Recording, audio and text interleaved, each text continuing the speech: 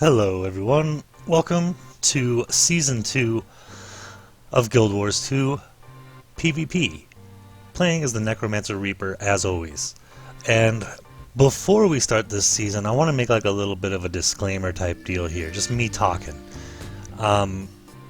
Guild Wars 2, it's been a few, I would say 3 years of me playing this game, give or take, because I did take some time off to try other games. Because I was looking for a good PvP game. And Guild Wars 2 is exciting, and it's fun in the PvP as long as you're winning. Because you get losing streaks quite often. And once again, I can't stress enough that I'm playing as a Necromancer Reaper. This is the only class I've played, and I know I'm going to get to people's comments in a second. I've tried a lot of different builds and weapons for the Necromancer Reaper, and I've only had a small, at least at this time, 2 or 3 people tell me, without proof, but I didn't necessarily ask for proof, that they've reached like above Platinum tier with Reaper. And I've been in Platinum with Reaper. I've ranked there before, but then I dropped down to Silver. Now, I did have a weird build at the time, and they've updated the game since then. So before I move on to comments, let me talk about that. They are constantly updating this game. I spend a lot of time on the Wikipedia looking up different skills and abilities and like what this does. I recently learned about combo fields. I'll share that with you guys, or at least what I know. And they update this game frequently, and they make changes. And I think since Season 1, the most recent change that I've noticed that really hasn't been like announced that I know of, I'll have to look it up on the wiki, but I thought Chilled to the Bone gave 10 seconds of stability, and now it gives you 11. So there's that. Now before I get into comments, I just want to say that playing Necromancer Reaper, I've found 3 sort of main problems with it, which is stability. Because even though I use a lot of stability skills, or a couple of them at least, and stun breaks, stun breaks fine. I think you get enough stun breaks, but the stability, sometimes you still get tossed around like a ragdoll in some matches, and you just can't use skills and abilities, and you're just getting shoved all around. So that's something that I thought that would be a good change. Give the Necro some stability. Also, the now I know that they have Shroud, but your abilities change. You can easily, Shroud is not that strong as people make it out to be. You get an extra health pool, but like I said, you have different abilities, and you only have one that lunges toward your opponent. That's it. Okay, so if you're not close to people and you use that lunge, and you're still not close to people, and is more than one person, you're probably going to die. And that's another thing I want to bring up. Fighting more than 1, maybe 2 people, depending on what classes you play, I don't think it's possible to beat 5 people at once. Unless they're complete noobs, you're not going to win a battle 1 versus 5. And that might not just be Necromancer Reaper, that might be every class. But from what I've seen, like a warrior could probably do it. I do see that. Just making a quick cut in here on the audio to say, like, some classes have a lot of survivability. I don't know what they are, but I do wish I had some of those abilities, because they're quite shocking.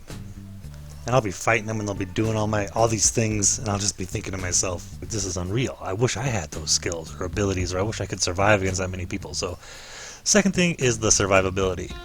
There's lots of skills and abilities you can use to improve survivability, but even with the Rune of Vampirism, Cleansing, I don't see it.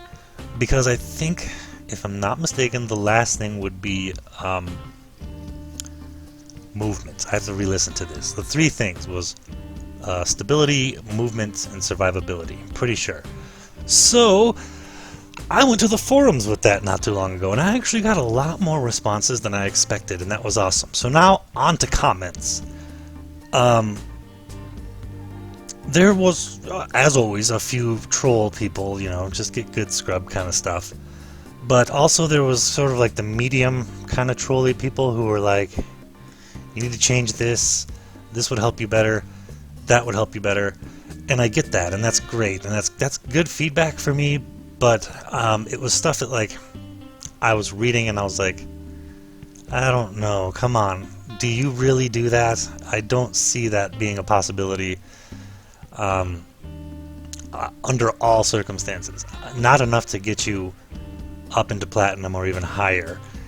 And once again, I want to welcome those comments. All comments are welcome. You guys, you want to be trolls? Go ahead. I welcome it. You want to be sort of a medium troll, like you don't really have these things, but you still want to do the like, trash talk, like, you know, a little bit. That's fine. Everything is fine. Everything's a-okay here. If something's not, you know, if you're doing completely just crazy stuff, I'll probably remove the comment. But as long as it pertains to Guild Wars 2, and, you know, if you want to call me a scrub noob, then that's fine. But back up your stuff with some things, and that leads me to my third set of comments, which there was more of these. There was more help in the community online, which is always a scary place to post in the forums, but I think there was a majority of people who were like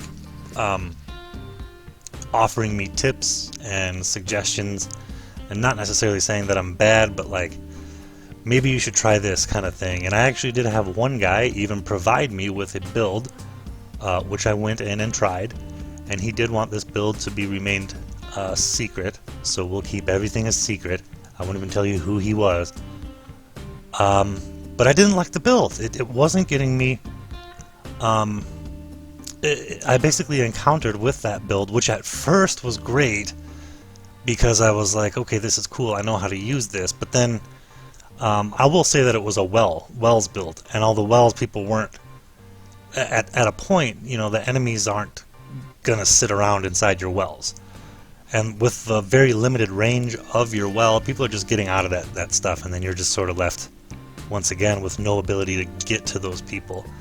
Yeah, the Axe and Warhorn combination has ranged abilities, but it's only what, 600 to 900 range, and a Ranger or Deadeye can shoot you from 1200 or more range. So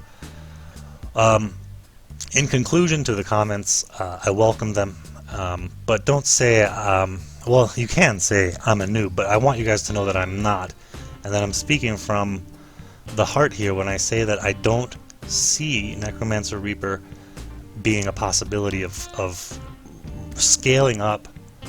I think through silver you're good, but once I hit gold 1, I start to struggle. Now I placed in gold 2 this season for ranked PvP, but I'm right now I'm back at like the same thing as season 1, going back and forth between silver 3 and gold 1, and I can't seem to make that final push up into gold 2. How to fix this, guys? I'm going to provide you with my build in this episode that I'm using. It's a great build. I recommend it.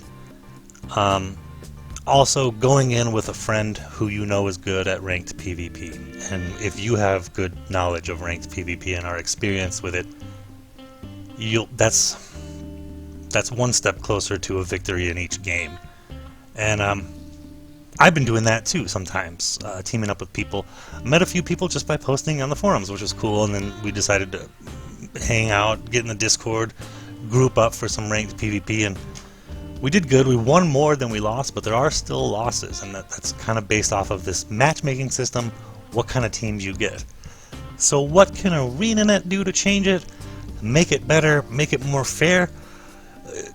Add different game modes. One of my favorite games I used to play, and I do have an old video of my dual pistol sorcery loadout for DC Universe Online, had a lot of different PvP game modes.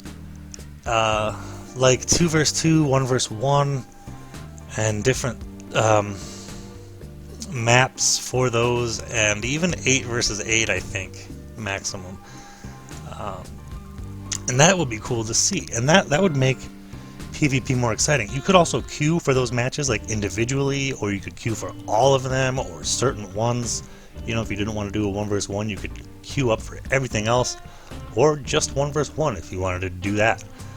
That would make this game a lot of fun. And I tell you this, as a Necromancer Reaper, I would probably not queue up randomly for any 5 versus 5s like this. And there's too many problems with it. A lot of people go AFK and stuff like that, but if this is all we get, this is all we get. And I think I've covered everything. Without further ado, let's jump into our first episode of Season 2 here. And we're going to try and rise through the ranks, guys. Enjoy.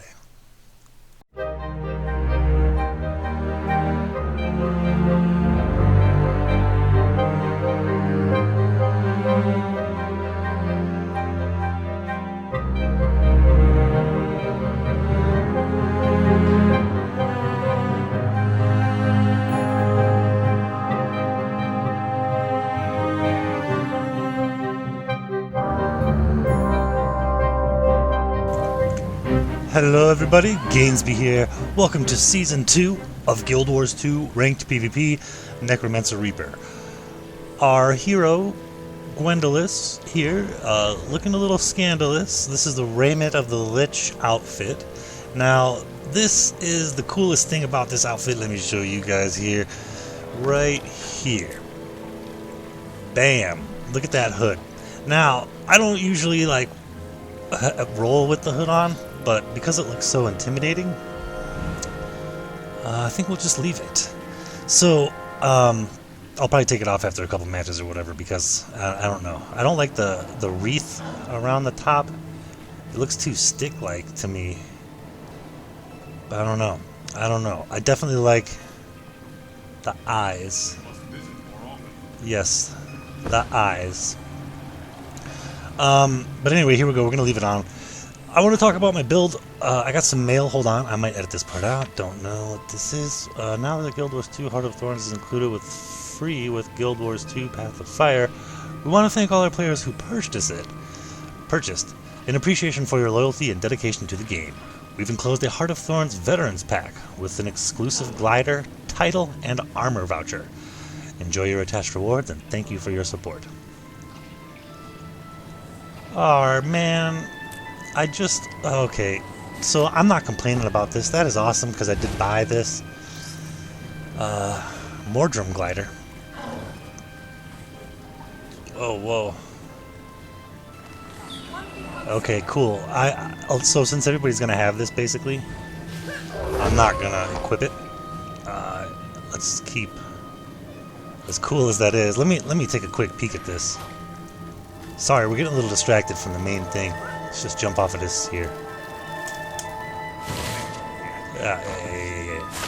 It doesn't make. See, everybody's already got one. Who's done this? So I'm even though I am wearing an outfit, I do like to kind of be somewhat unique.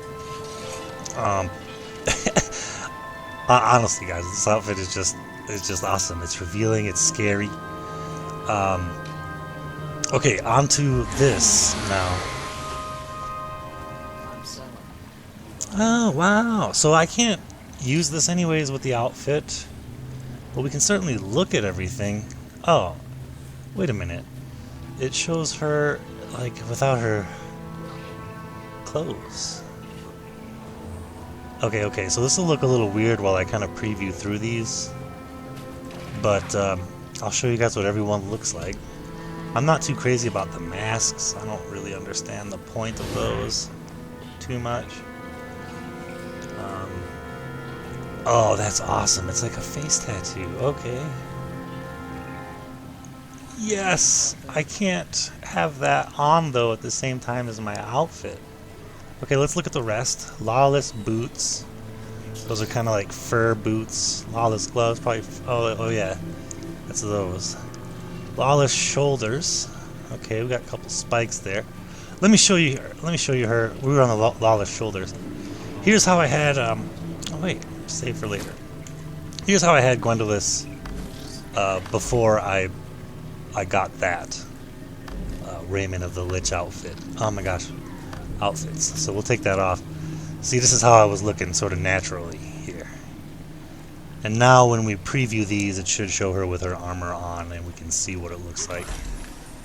Oh, this is a different menu. So like these shoulders, yeah, that would look pretty cool with this helmet.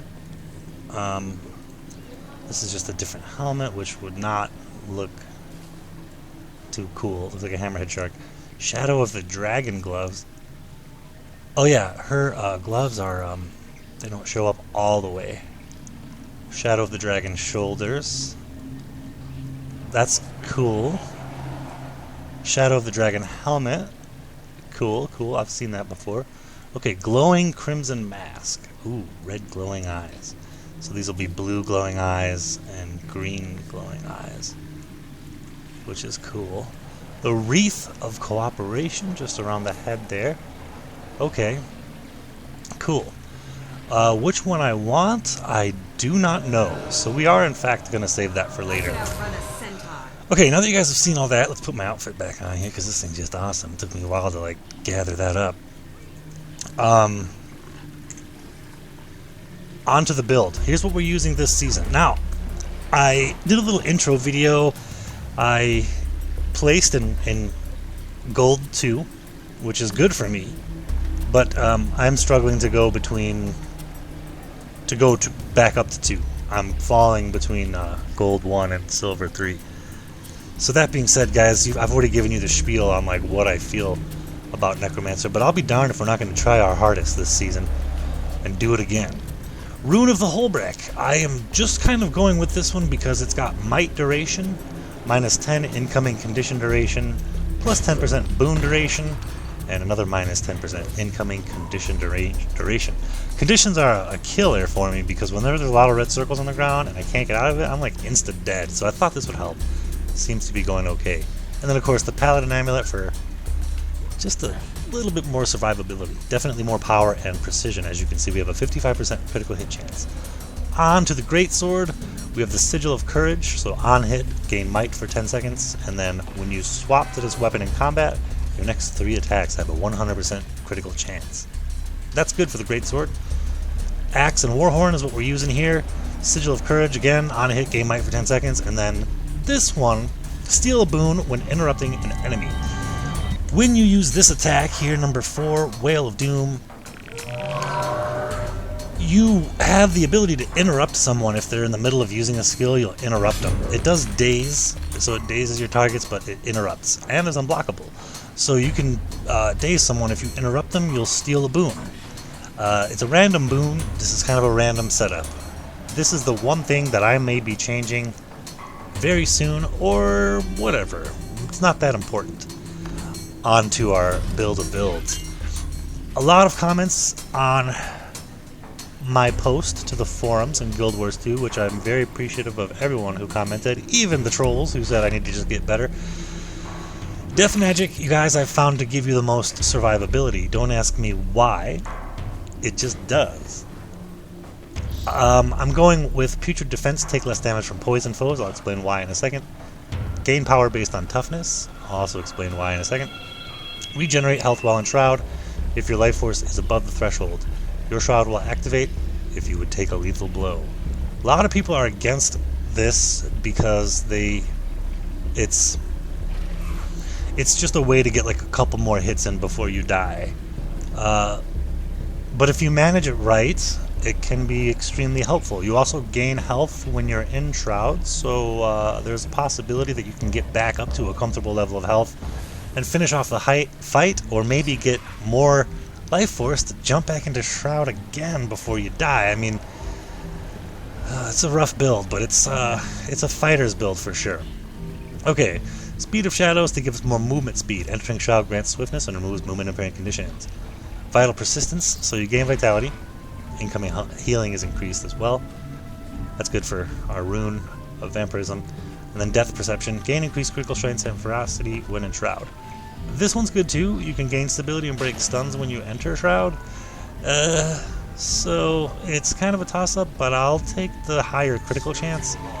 And then the Reaper, we're going all on the bottom with these skills, with Relentless Pursuit to reduce incoming movement impairing conditions. Decimate defenses, so striking a foe with vulnerability will increase your critical hit chance. This Death Spiral inflicts 10 seconds of vulnerability on your target if it hits. 12 stacks, that's a lot. You also get vulnerability just by using Rending Claws, which is your first attack here on the axe. So this works. This is also good too because you'll get health back. Heals you for a portion of the damage dealt, but they have to be within that range threshold. So 300 range. It's risky. This is stable. This is risky. And then last, of course, Reaper's Onslaught. You guys know how much I love this. Just makes you quicker and faster when you're using your skills in Shroud. Hitting with Life Reap reduces the recharge time of Shroud skills. Life Reap, I believe, is the first skill, but the third attack. Okay, onto the actual, abilities. Signet of Vampirism, of course, you guys know why I play that. Look at this, Corrosive Poison Cloud. Now, it blocks projectiles, so enemy missiles, like bullets and arrows and, some magic that's thrown at you, immediately gets... It can't hit you for 6 seconds, as long as they're outside... Oh no, 8 seconds. I feel like they've increased that time, too. I thought it used to be 6. But, it comes in handy a lot versus Rangers and Deadeyes, who are trying to hide up on top of a shelf, and you just pop this and they're just shooting you, but they're not hitting you. Their bullets and arrows are just being melted by that poison cloud. Next we have Well of Power. Target area pulses conversing conditions on allies into boons and granting might. So look at this. You get 6 stacks of might for 9.5 seconds. I want to show you these two work together. Combo field poison. This one's combo field is dark. So remember see how it says 6 stacks of power? Well, watch this. We got a combo. One right after the other.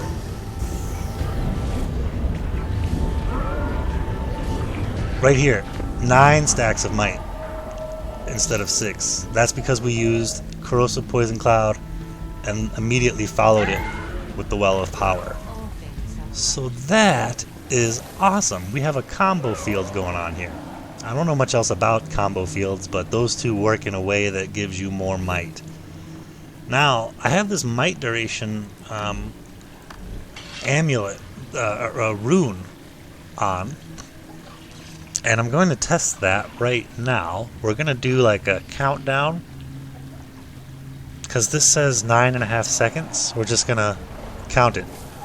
1 1000, 2 1000, 3 1000, 4 1000, 5 1000, 6 1000, 7 1000, 8 1000, 9 1000, a little bit of extra, a little more extra, a little more extra.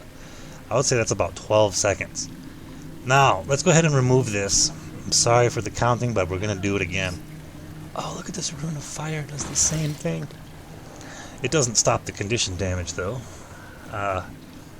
Let's just put this on, or yeah, just any one. Rune of Grenth's here, so I'm going to do one more countdown because I'm just curious generally myself. So we got about 12 seconds with this Hullbreak rune, and naturally we'll have 1 1000, 2 1000, 3 1000, 4 1000, 5 1000, 6 1000, 7 1000, 8 1000, another one, another one, another one.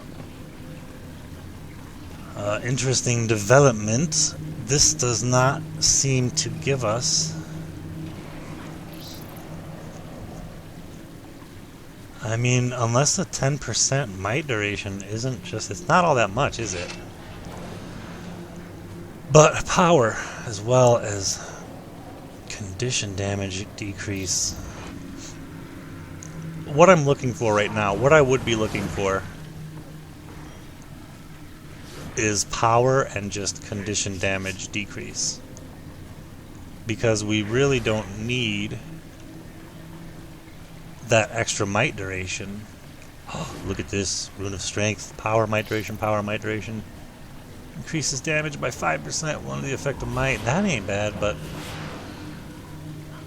if we could find a power and a condition damage reduction one, that might be worth going for. I'm sorry to be doing this on video with you guys, but this is what we do.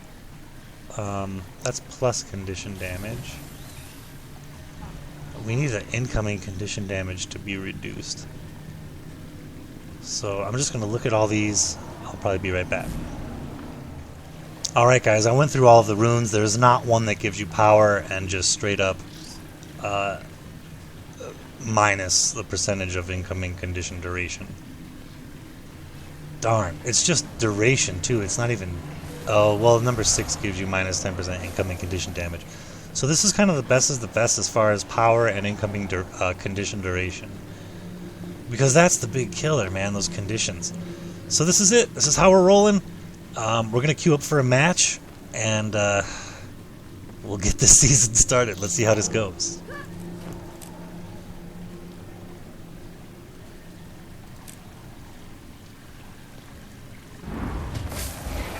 A little bit of lag there. Now we wait.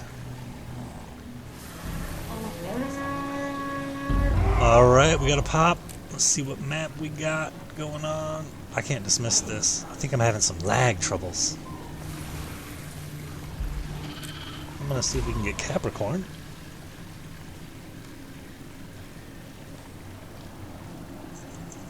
Alright, this is definitely the Battle of Kylo, so we did not get Capricorn.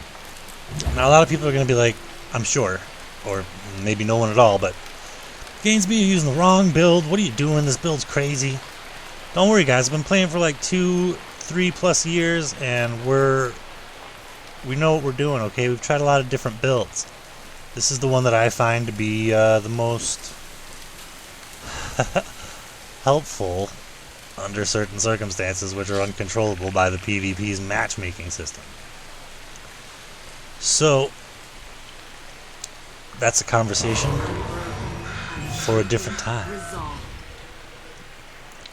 Let's go see what kind of trouble we can get into. Oh, we are experiencing some lag. I think I need to shut down my editing software because it's running in the background. If that's going to give me some troubles. We'll see how it goes. We'll see how it goes.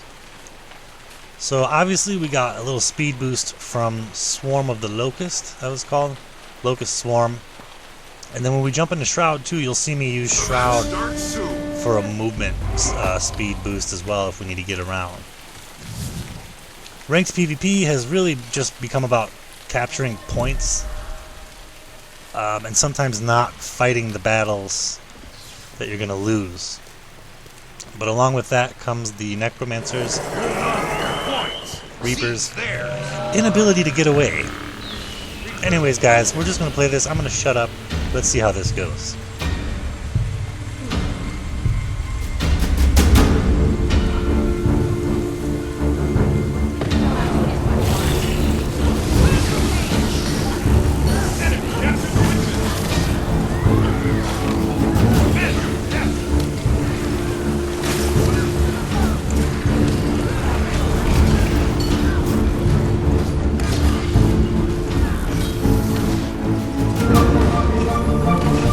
From that.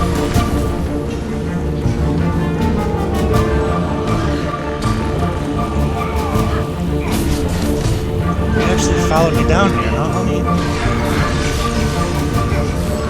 Good for you.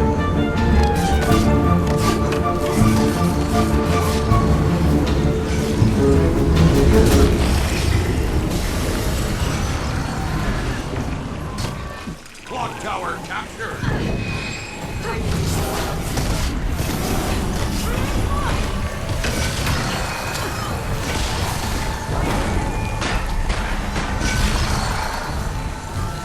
Oh no, I hate freaking Mesmers because I never know which one's the freaking real one.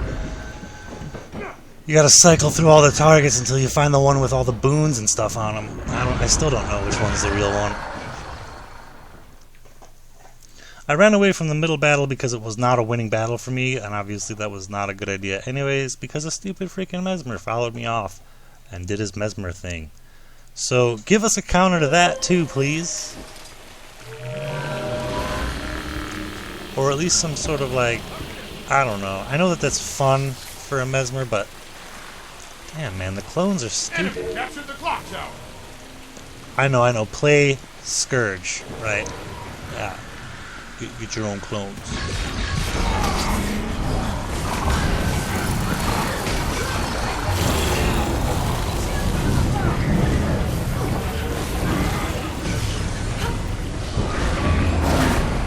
Wow.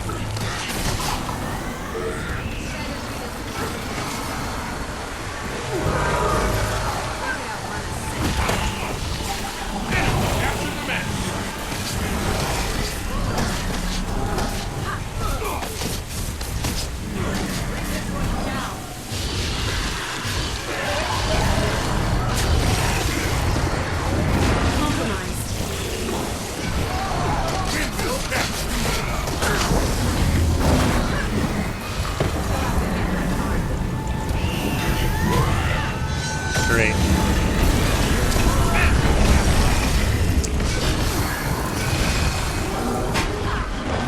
Great. The frickin' Mesmer got rallied when my buddy died. Looks like we're gonna be frustrated by a Mesmer for this entire game. There's no reason for that. That could be easily changed. We could still win. It's not a big deal. It's just like, whoa. We're also going to get a lot more extreme in this season. I think I'm going to be showing you guys more of like the real side of this game. Not that I didn't show you the real side of the game in the first season, but I think it's time you see all of the losses and how frustrating it is, how hard it is. And that's good. That's fine. We're also going to be probably doing longer episodes as well, so you can get a better taste of everything. Absolutely everything. Okay, then you can make stupid noob mistakes like that. Oh, great. Our buddy's back.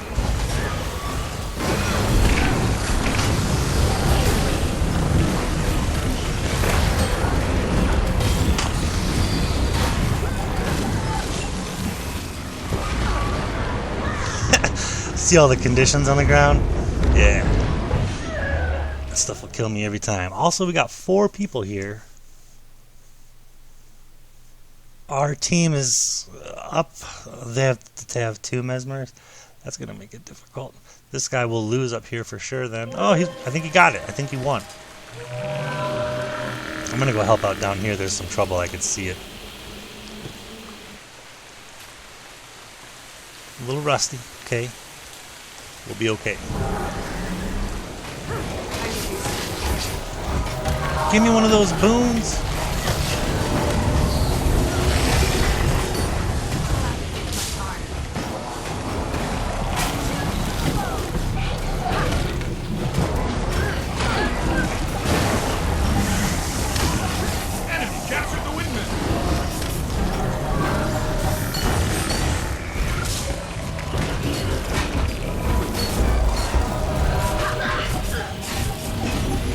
Great. Our buddy's back.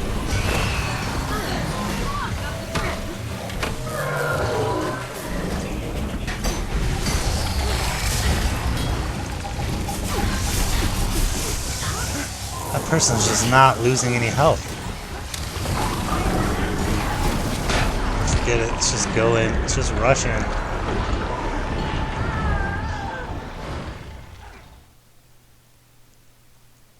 Oof, 185 to 287.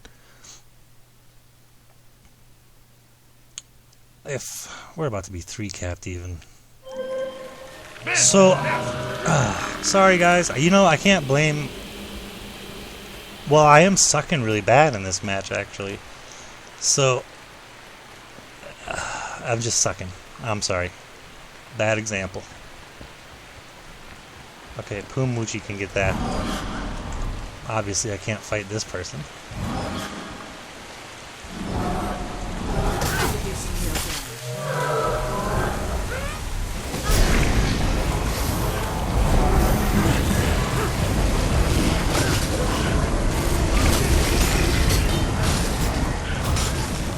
Or can I?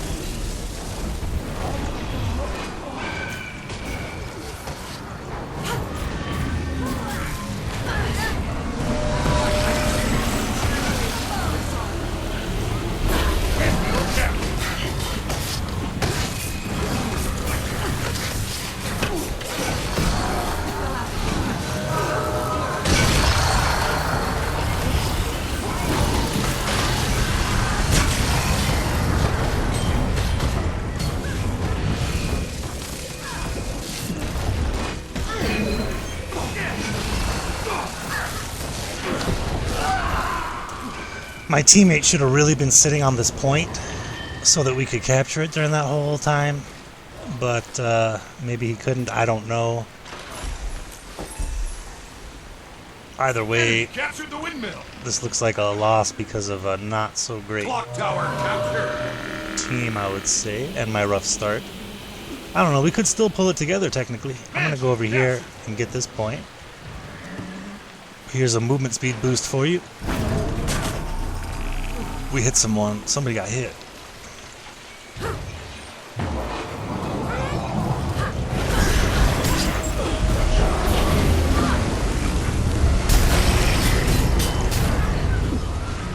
Waiting for my change to Axe Warhorn.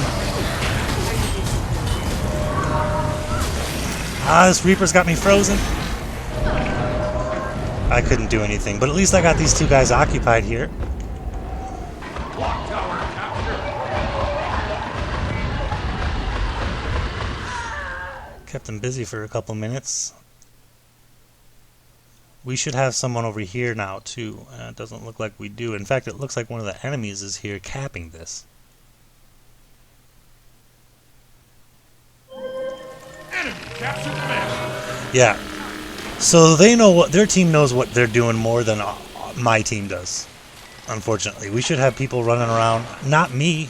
Your Necro Reapers should be in the battles, not getting home and running around to different points. I mean, you can do it. That's not the way I'm built.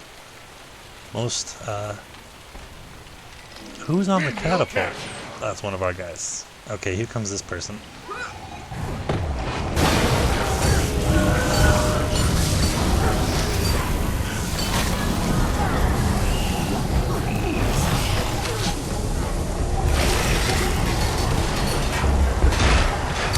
The person that does not lose health. I remember this.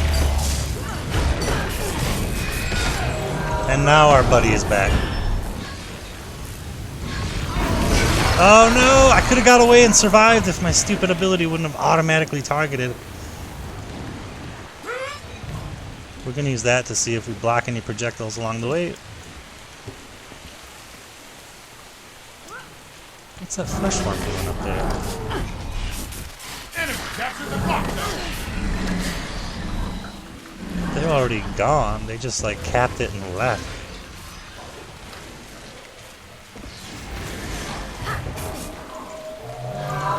Enemy captured the man.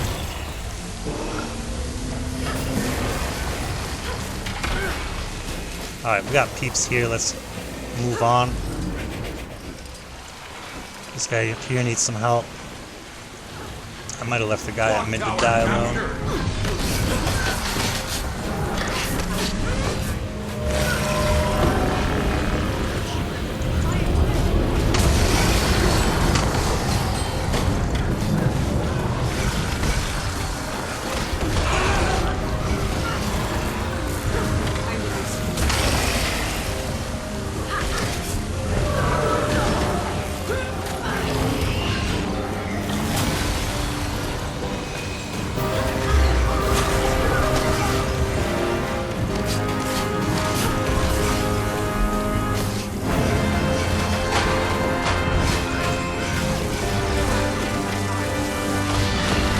Okay, this is not good because all of us are here. We could have won, I think. Just a little bit too. The team's not as mobile as we need to be, and I can't do it all on my own. Oh gosh! I didn't realize there was two of them here.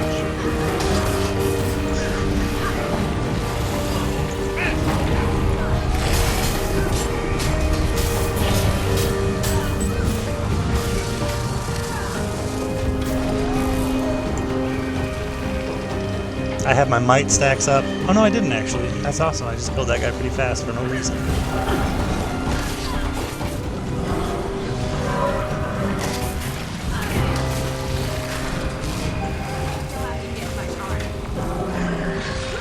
Okay, just staying on this point. I did get off for a second there. We are now winning. That's excellent. That person's down. That's good. Where do I need to go? I need to go this one.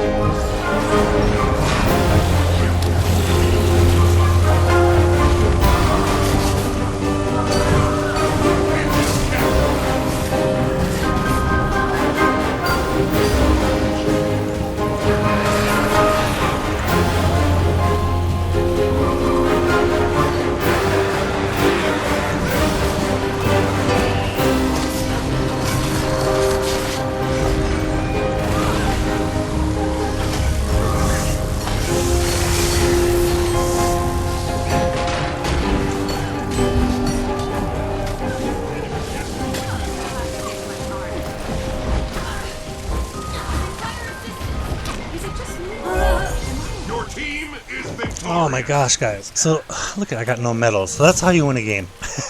That was a good game, and how you win. And you got to see all sides of the story. All of my frustration, all of my thoughts. It was very well played out. We got into our groove toward the end, too, as well, I think. I started getting some downs. I'm going to queue up for some more. I'll probably record them, but I won't talk, really, but... like I said, I do want to kind of make longer videos this season and get a little bit more into it and show you all sides of the game, not just the glorious winning parts, which I don't think I did in the first one. But I got to admit, I kind of only focused on like the victory aspect of. I guess you know what? I think it's just time to admit we're just doing fairly decent. We're in the gold tier. I can't complain with that. Anyways, thank you so much for watching. Like and subscribe. Y'all have a great time.